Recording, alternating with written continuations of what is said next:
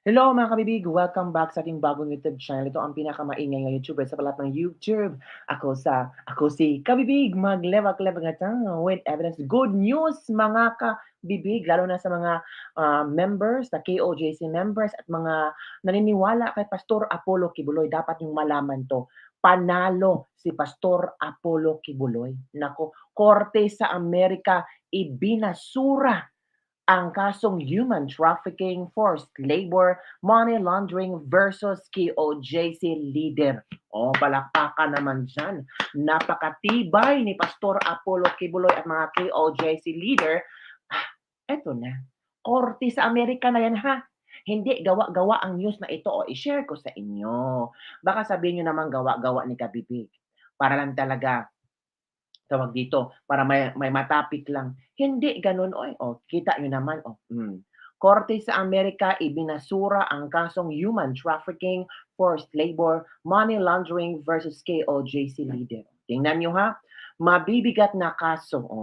Ito, ibinasura ng korte sa Amerika matapos pumasok sa isang plea bargaining agreement ang akusadong leader ng KOJC na si Marisa Duenes, ang Human Resources Head ng KOJC sa Van Nuys, California. So nakipag-bargaining agreement pala itong si Marisa Duenes, mga kabibig. Basahin natin para klarong-klaro ba kung ano ang ibig sabihin. Sa isang eksklusibong panayam kay Attorney Elvis Balayan sa ngalan ng abogado ni Duenas at isa sa mga abogado ni Pastor Apollo Kibuloy, maituring na isang legal victory ang nasabing kasunduan. Napakaganda po sapagkat sa pamagitan po ng plea bargaining, pumayag ang mga abogado ng Estados Unidos na i-dismiss i-dismiss. Take note ha, i-dismiss. Kita niyo naman, i-dismiss yung napakabigat na krimen na isinampa laban sa kanya kagaya ng forced labor, money laundering at human trafficking.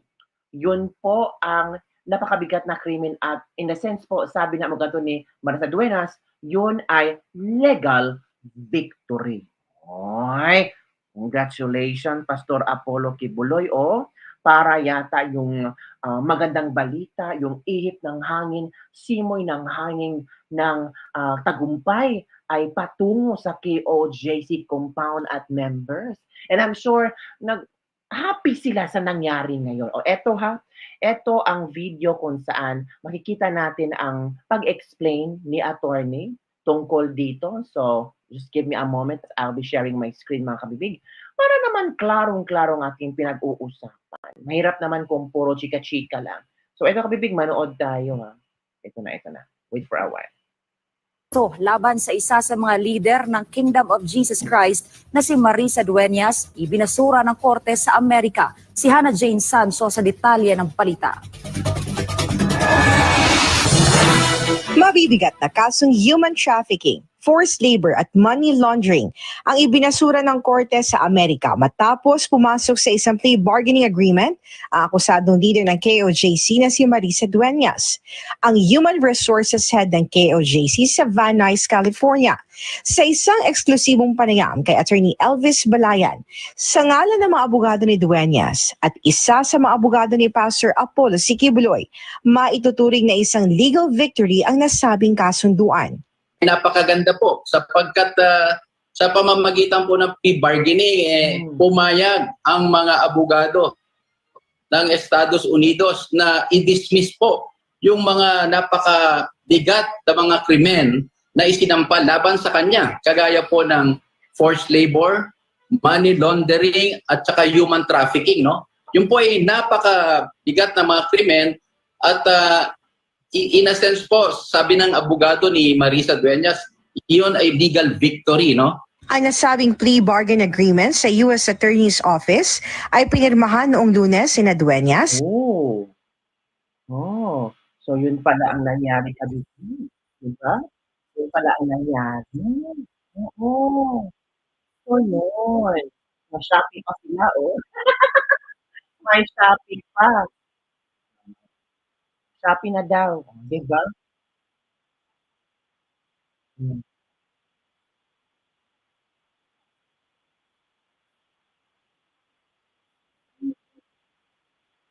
labag ito sa batas sa Amerika sa usapin ng kasal o marriage.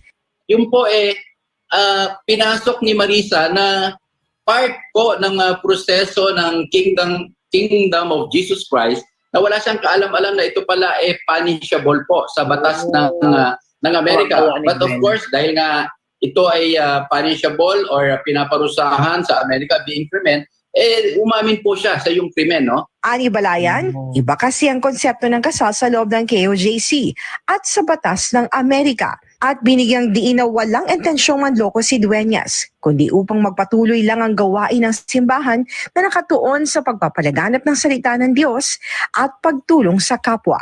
Yung mga naging sistema o proseso po ng Kingdom of Jesus Christ sa Estados Unidos, no, na kung saan nagkakaroon ng mga marriage, no, among the members, okay? Tapos meron silang special I think procedure to undergo that, no, under the guidance of the Kingdom of Jesus Christ. Yun po ay sinunod lamang ni Marisa Dueñas. Kaya sa kasawiang palad po, ang ayon sa batas po ng Estados Unidos, ito ay violation ng kanilang mga batas. Kung kaya si Marisa naman, no, out of realizing that, sa kanyang tinatanggap yon. Pero antimano po, no, at the very outset, wala po siyang intention na mag-commit ng fraud. Yan ang tinatawag nila. Bagkus, gusto lamang niya sumunod sa mga turo at alituntunin at proseso po ng Kingdom of Jesus Christ. Samantala, nilinaw din ni Balayan na hindi totoo ang mga kumakalat na balita na tumalikod na si Dueñas sa KOJC. Bagkus, nananatili itong matapat sa simbahan at kay Pastor Apollo Siquibloy. Pinaka-importante, Ina, no, na gusto namin bigyang linaw. Si Marisa Dueñas po ay hindi tumitiwalag or lumalaban sa sino man sa Kingdom of Jesus Christ sa kanyang pag-enter ng plea bargaining, no?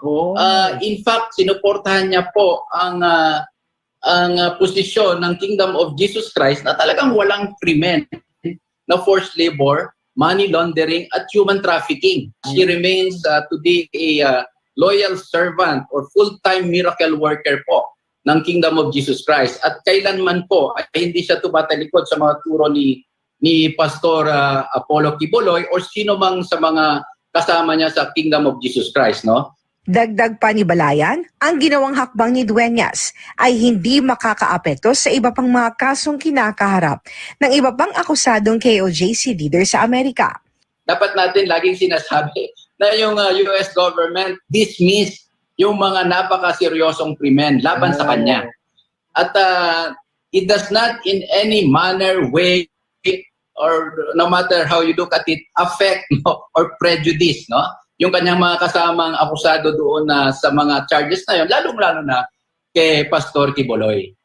Sa huli, mensahe naman ni Balayan na huwag hayaang magpakalat ng fake news sumang intriga ang publiko na pilit idinidiin si Pastor Apollo Siquibloy na nananatiling inosente sa harap ng batas sa kabila ng mga aligasyong ibinabato sa kanya.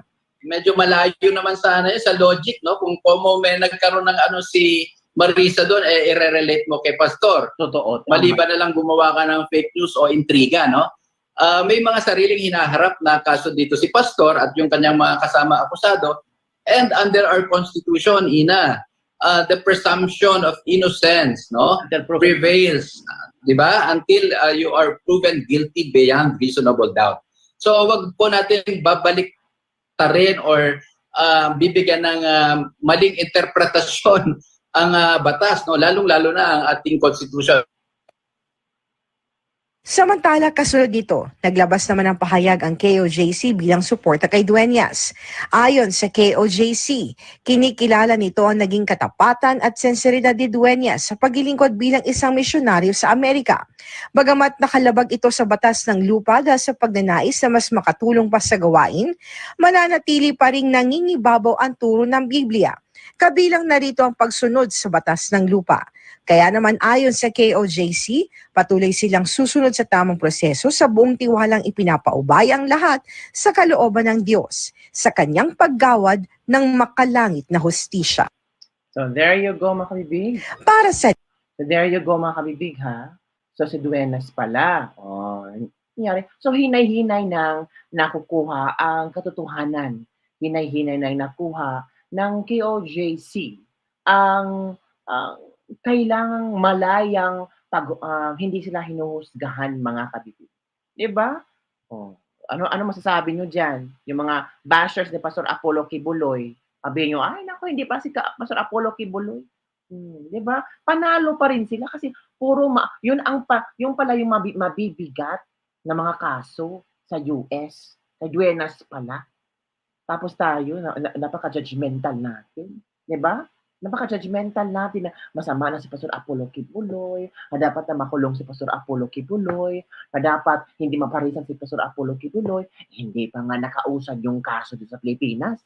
Sa Amerika nga, yung mga malalaking kaso nila, absuelto na, dismissed na. Huwag tayo masyadong judgmental kasi hindi tayo perfect. Ikaw pa perfect ka ba? Ito, buti pa itong si Senate President Cheese Escudero. Oo, buti pa itong si Senate President Cheese Escudero. Ano ba, ang nangyari dito mga kabibig ay hindi hinarang ang pagtakbo ni Pastor Apollo Kibuloy sa Senado. Ngunit si Risa Hontiveros, nanggigiliiti sa galit, oo. Mag-preserve ng kunting kahihiyan daw si Pastor Apollo Kibuloy. Grabe si Risa Hontiveros, no? Kung magkapaghusga, parang anghel. Buti pa si Cheese, Senate President. Hindi niya harangin ang pagtakbo ni Pastor Apollo Kibuloy. Bakit naman niya haharangin, di ba mga kabibig? So heto makinig tayo kabibig Papanood ko sa iyo kung ano ang reaction ni Cheese Escudero. At bakit cool lang si Cheese Escudero? Kasi alam naman niya na karapatan yan ng isang tao kabibig. Ito. Senatorial elections. Paliwanag ni Escudero na isa ring abogado. May kalayaan si Pastor Apollo na maghain ng kanyang kandidatura sapagkat walang batas na nagpipigil sa kanya na gumawa nito. Ipinunto din ng mambabatas na hindi naman convicted sa mga kasong kinakaharap ni Pastor Apollo para ma-disqualified sa halalan. O, di ba? Hindi naman convicted si Pastor Apollo Kibuloy sa kanyang mga kaso para ma-disqualified sa halalan. Pero may convicted na tumakbong senador. So, ano na siya? Disqualified na ba yun? Sino ba ang convicted? Di ba sabi ni VP Sara, I wonder why may isang tao nakaupo dito sa Kongreso na convicted for child abuse. Oo. Si Franz Castro. So, sabi ni Escudero, bakit? So, dapat disqualified na si Franz Castro. Bakit hindi na disqualified si Franz Castro? O si Pastor Apollo Kibuloy, kung question nyo bakit siya tumakbo. Kasi may mga kaso. Tapos, may conviction na ba? Convicted na ba si Pastor Apollo Kibuloy? Hindi pa naman ito yung matalinong senador, si Cheese Escudero. Diba? Naisip niya ba hindi naman convicted si Pastor Apollo Kibuloy? Wala naman sa konstitusyon na pwedeng harangin ang kanyang pagsumiti ng COC. So, patakbuhin natin. Karapatan niya yun dahil hindi pa naman siya convicted by final judgment na nag-disqualify sa kanya na tumakbo o umupo o humawak na anumang pwesto sa pamahalaan. Sabi rin ni Escudero na bagamat kasama sa mga penalty sa kaso ni Pastor Apollo ang absolute disqualification, ay pwede pa rin siyang tumakbo dahil wala pang pinal na desisyon mula sa korte. There you go. So, kita nyo na Yun na po mga kabibig. So, si Pastor Apollo Kibuloy ay makakatakbo. Diba? Makakatakbo si Pastor Apollo Kibuloy. Ito naman ang mga komento ng ating mga netizen Itong sabi si Pastor hindi pa siya convicted sa mga kaso at wala pang hatol galing sa korte. Bakit si De Lima at dati tumakbo siya? At bakit si Franz Castro nag-file siya? Bakit si Pastor hindi pwede? Kayo at sino kayo? Mas qualified pa nga siya dahil may result na kung paano siya tumulong at kung ano ang mga nagawa niya. Yan ang patunay na malinis talaga si Pastor Kibuloy na pwede siyang manalo bilang senador. Ito mga komento na ating mga netizen Ilang miyembro ba meron ang KOJC? 7 to 8 million? Kung kayong lahat ay boboto kay Pastor Kibuloy, hindi nila madadaya yung resulta. Plus yung ibang pang Kristiyano na may simpatya sa kanya, siguradong mananalo si Pastor Apollo Kibuloy. Tama mga kabibig. 7 to 8 million. Ang dami na yan Tapos yung iba na naniniwala kay Pastor Apollo Kibuloy. So mas madami pa. Baka aabot sa 12 million o 15 million to si Pastor Apollo Kibuloy. Malinaw ang sinabi ni Senator Escudero, abogado din yan. Your circumstances are finally starting to turn around after a period of struggle. Cheers. Hindi ako member ng KOJC, pero iboboto ko si Pastor Apollo Kibuloy dahil naniniwala ako na siya ay inosente at narapat lamang na siya ay mahalal bilang senador sa 2025. Oh! Alam niya kasing maraming magagandang mangyari at mabubuting bagay na lalabas sa pagkaupo ni Pastor Kibuloy sa Senado, kaya hindi haharangin ni Cheese Escudero. Ito pa, oh. As in, maisog, DDS, KOJC, INC might be joint forces for PDP Senator straight to Senate seat. Naku, delikado, no? Kasi si Marcoleta, INC yan, of course. Diba? Suportahan niya ng INC. Naku, KOJC. Of course, yung senatorial slate ni Pangulong Duterte, yun talaga ang iboboto nila. Mga DDS, ang maisog. Naku, paano nila yung senatorial slate ni Pangulong Bongbong Marcos, di ba? Naku, mga kabibig, so yun ang sinasabi ko sa inyo. Sige. Oo, yatakan, bisay pa ba, yataki pa niyo si Pastor Apollo Kibuloy. Yari kayo kapag nakalusot yan. Tama, di naman siya convicted, pero yung ginawa niyo sa kanya, daig pa yung totoong kriminal. There you go. Di ba? I voluntarily campaign for Pastor Apollo Kibuloy from Orin, Alcoseba. Si Franz Castro ang dapat i-disqualify ninyo. Tama, may karapatan si Pastor kahit nga yung mga CCPNP na leader, pwede bumaba sa bundok at mag-file ng COC, si Pastor pa kaya na hindi convicted. Oh. Yun patunay na malinis si Pastor Apollo Kibuloy. So yun mga sinasabi ng mga ilang netizen kabibig na ramdam ko no na talagang pabor sila kay Pastor Apollo Kibuloy. Ikaw, pabor ka ba? Or bubutuhan mo ba si Pastor Apollo Kibuloy bilang senador? Nako po! I'm sure meron namang gagalaiting galit ngayon kung bakit si Pastor Apollo Kibuloy ay, nako. Parang sa pagsabi ni Cheese, no, lalong nabigyan ng buhay yung KLJC members na, ay salamat, may isang senador na sasabing hindi niya haharangin ang pagtakbo ni Pastor Apollo Kibuloy. O di ba? Malaking kaginhawaan na 'yon. Ramdam na mga KOJC members na may suporta galing sa Senate President. O di ba? Senate President na nagsabi. So di ba? Mas magaan sa puso na tatakbo si Pastor Apollo Kibuloy na may suporta na hindi haharangin ng Senate President. Hindi naman ibig sabihin na si Cheese Escudero ay kanya i-endorse si Pastor Apollo Kibuloy. No. Cheese Escudero is just explaining to us na may karapatan si Pastor Apollo Kibuloy na tatakbong senador. Mali ba yun? Diba? Habang si Risa Hontiveros ang nagsabi, mga kabibig, iba din si Risa kabibig. Bakit? Iba din yung yung tama niya kay Pastor Apollo Kibuloy. Ang sabi ni Risa dito, let us not elect lawbreakers as lawmakers. Gabi naman makapaghusga si Risa Hontiveros. Akala niya na si Pastor Apollo Kibuloy ay isang convicted na. Yung friendship mo, convicted. Apollo Kibuloy, magkaroon naman kayo ng kaunting hiya.